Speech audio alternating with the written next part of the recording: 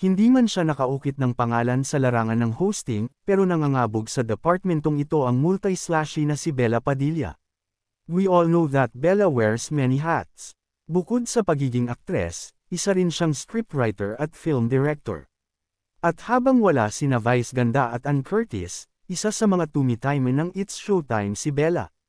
Agad siyang nag-gel kina Kim Chiu, Vom Navarro at Jong Hilario.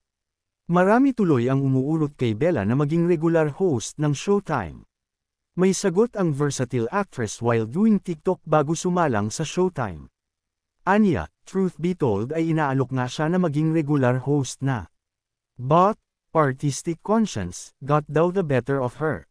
Hindi raw niya maaatim na madalas mag-absent kung kinakailangan niyang gawin ang kanyang other creative pursuits. Madalas din kasing out of the country si Bella, most especially pag kailangan nilang magkita ng kanyang nobyo sa London.